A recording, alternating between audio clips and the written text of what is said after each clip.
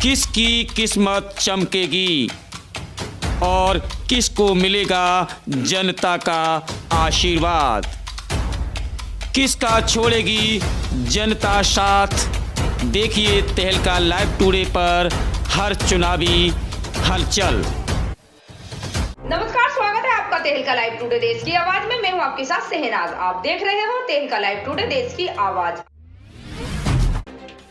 जनपद आगरा के एतमादपुर 86 विधानसभा क्षेत्र बरहन में मंगलवार को समाजवादी पार्टी चुनाव कार्यालय का उद्घाटन किया गया। चुनाव कार्यालय के उद्घाटन पर कार्यकर्ता व जनता का हुजूम उमड़ पड़ा। काफ़ी संख्या में लोग पहुंचे। कार्यालय उद्घाटन के दौरान आए सपा पदाधिकारी व कार्यकर्ताओं का सपा प्रत्याशी डॉक्टर वीरेंद्र सिंह चौहान ने उन्हें शापा व माला पहनाकर उनका जोरदार स्वागत किया। साथ ही नीति बनाकर पार्टी का प्रचार करने का निर्णय लिया गया। समाजवादी पार्टी कार्यकर्ताओं ने 10 फरवरी को होने वाले चुनाव की तैयारियों में एक साथ जुटने की बात कही। सपा प्रत्याशी डॉक्टर वीरेंद्र सिंह चौहान ने कहा कि मुझे सर्व समाज का भरपूर समर्थन व सहयोग मिल रहा है। जनता भ्रष्ट व तानाशाही सरकार को हटाने के लिए मूड बना चुकी है। वहीं सपा नेता दिनेश यादव ने कहा कि जनता इस सरकार में त्रस्त हो चुकी है। अब जनता ने मूड बना लिया है कि वो तानाशाही सरकार को उखाड़ फेंकने का काम करेगी और पूर्ण बहुमत के साथ समाजवादी पार्टी की सरकार बनेगी। ब्यूरो रिपोर्ट तहलका लाइव टुडे आगरा। आज समाजवादी पार्टी के प्रत्याशी के चुनाव कार्यालय का उद्घाटन के अवसर पर एतमादपुर विधानसभा की सम्मानित सरदारी को मैं प्रणाम करता हूं, नमन करता हूं, अभिनंदन करता हूं। जिस तरह से आज उद्घाटन के अवसर पर सर्व समाज के लोगों ने मुझे आशीर्वाद देने का काम किया है और मुझे उम्मीद है जिस जोश और खरोश के साथ आज वो मुझे आशीर्वाद देने के लिए आए हैं, उससे दूनी ताकत के साथ आने वाली 10 तारीख को साइकिल के पक्ष में मतदान करके भारी बहुमत से विजयी बनाने का काम करेंगे। वीरेंद्र चौहान मैंने कभी सोचा भी नहीं था कि पूरी विधानसभा के मेरे सभी सम्मानित मेरे बुजुर्गों और माता और बहनों नौजवान साथियों का जो अद्भुत जो प्यार मुझे मिल रहा है, मैं इस प्यार से अभिभूत हूँ और मैं भगवान से प्रार्थना करता हूँ इस प्यार को अक्षुण्ण बनाए रखने की मुझ में शक्ति प्रदान करे। जो प्यार आज सब लोग दे रहे हैं मुझे, कहीं ऐसा न हो कि आज तो प्यार दे रहे हैं, कल को मुझे गालियां दें। ऐसा अवसर मेरे साथ न, ऐसी स्थितियां मेरे साथ न बने और मैं पूरा प्रयास करूंगा कि जब मुझे जनता की सेवा करने का मौका मिलेगा, मैंने अभी अपने उद्बोधन में कहा था, मुझे मत देगा उसका भी काम करूंगा और मत नहीं देगा उसका भी काम करूंगा। कार्यक्रम का आयोजन किया गया है। समाजवादी पार्टी के प्रत्याशी डॉक्टर वीरेंद्र चौहान जी का जो कार्यालय का उद्घाटन हुआ था, उस उद्घाटन के अवसर पर समाजवादी पार्टी ने आज सिद्ध कर दिया यहाँ के प्रत्याशी ने कि जनता उनके समर्थन में उमड़ पड़ी है, क्योंकि भारतीय जनता पार्टी ने सिवाय झूठे वादों के अलावा कुछ नहीं किया। आज जो बजट पेश हुआ है उस बजट को देख लो, गरीब हो, मजदूर हो, किसान हो, सबको योजना देने का काम ये भारतीय जनता पार्टी सरकार ने किया। क्योंकि अखिलेश यादव की सरकार बनेगी तो सबको फ्री बिजली मिलेगी, 21 लाख रोजगार मिलेंगे, ऐसी तमाम योजना अखिलेश यादव जी के द्वारा लागू की जाएगी। आपने देखा, आप पत्रकार मीडिया से हो, आप जब लखनऊ जाते थे तो सोचना पड़ता था कि लखनऊ जाऊंगा, लेकिन अखिलेश यादव ने लखनऊ आगरा एक्सप्रेस बना के आपको लखनऊ को नज़दीक पहुँचाने का काम किया। निश्चित तौर पर ऐसे मुख्यमंत्री द्वारा 22 में बनने का काम होगा, ये हमारा विश्वास मानना है। किस तरह का कार्यक्रम हुआ है?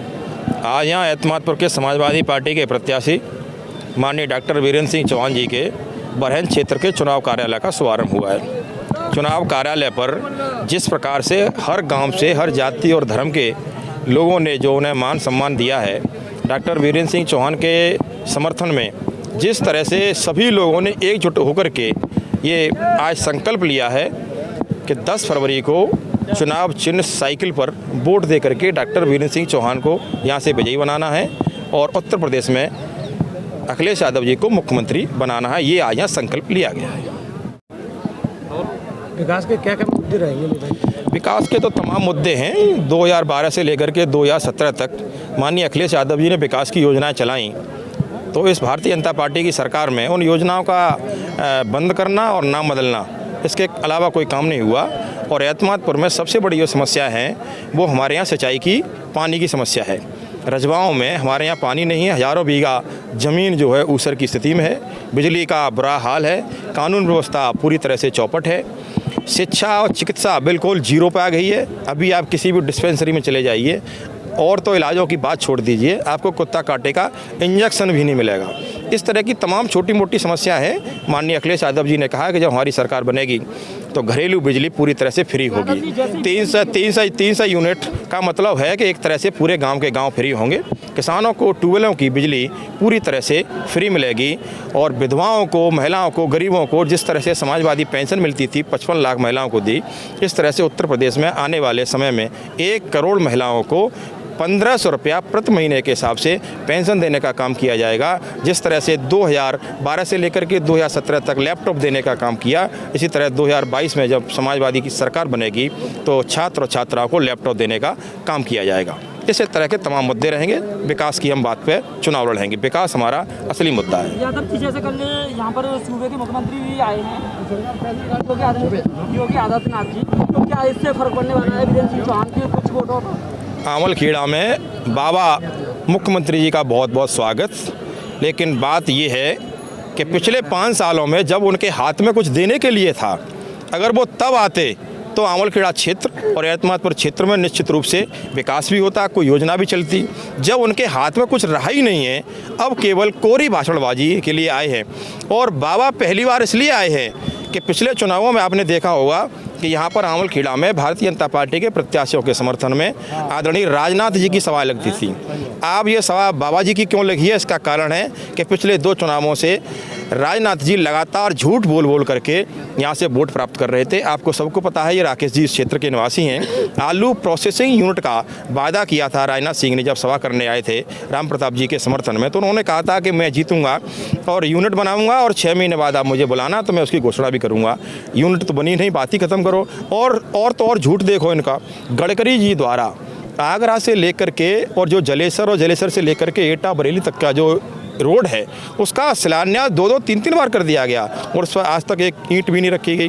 तो ये झूठ, अगर झूठ को छिपाने के लिए बाबा जी की मीटिंग लगाई गई है, चूँकि अगर वो लोग आते तो उनसे फिर जनता सवाल करती, इसलिए बाबा जी को भेज दिया है। तो बाबा जी इस बार झूठ बोल जाएंगे, अगली बार बाबा जी को हटा करके 2027 में कोई और आएगा। आज का जो कार्यक्रम, ये यहाँ पे जो कार्यालय खोला गया है, चुनावी कार्यालय, सबसे पहले मैं दिनेश यादव को बधाई देना चाहूँगा कि हमारे यहाँ ऐसे कार्यकर्ता हैं कि 1 घंटे के फ़ोन में इतने हमारे किसान भाई, हमारे युवा साथी, सभी धर्म जातियों के लोगों को इकट्ठा कर दिया। मैं मोहम्मद आज़ाद जग्गी, विधानसभा महासचिव 86।